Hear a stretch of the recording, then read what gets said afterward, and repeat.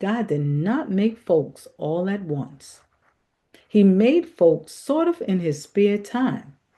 For instance, one day he had a little time on his hands. So he got the clay, seasoned it the way he wanted it, then he laid it by and went on to do something more important. Another day, he had some spare moments, so he rolled it all out and cut out the human shapes and stood them all up against his long gold fence to dry while he did some important creating. The human shapes all got dry, and when he found time, he blowed the breath of life in them.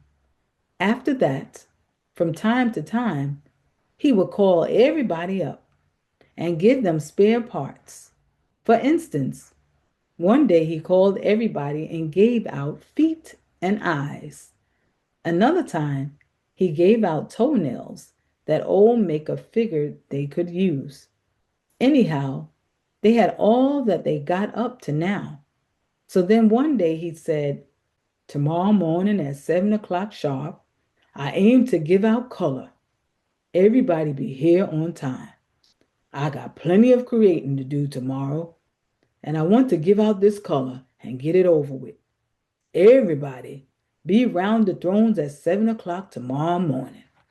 So next morning at 7 o'clock, God was sitting on his throne with his big crown on his head and seven suns circling around his head. Great multitudes were standing around the throne waiting to get their color. God sat up there and looked east, and he looked west, and he looked north, and he looked Australia, and blazing worlds were falling off his teeth. So he looked over to his left and moved his hands over a crowd and said, "Use yellow people." They all bowed low and said, "Thank you, God," and they went off. He looked at another crowd, moved his hands over them, and said, "Use red folks." They made their manners and said, "Thank you, old Maker," and they went off.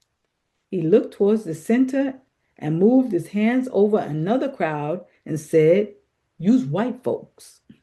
They bowed low and said, "Much obliged, Jesus," and they went on off. Then God looked way over to the right and said, "Look here, Gabriel. I missed a lot of multitudes from around the thrones this morning." Gabriel looked too and said, "Yes, sir. There's a heap of multitudes missing from round the throne this morning." So God sat there an hour and a half and waited. Then he called Gabriel and said, "Look here, Gabriel. I'm sick and tired of this waiting. I got plenty of creating to do this morning. You go find them folks and tell them they better hurry on up here if they expect to get any color. Fool with me, and I won't give out no more." So Gabriel run off and started to hunting around. Way after a while, he found the missing multitudes laying around on the grass by the sea of life, fast asleep. So Gabriel woke them up and told them, "You better get up from there and come on up to the throne and get your color. Old Maker is mighty wore out from waiting.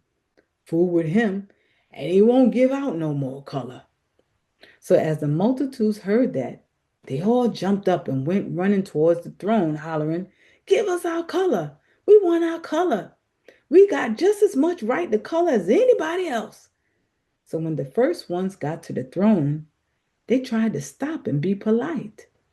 But the ones coming on behind got to pushing and shoving. So till the first ones got shoved all up against the throne, so till the throne was careening all over to one side. So God said, "Here, here, get back, get back." But they was keeping up such a racket that they misunderstood him and thought he said, "Get black." So they just got black and kept that thing a-going. Oh my God, that was the best. Get black, get black. Not get back, get back. That's what they heard.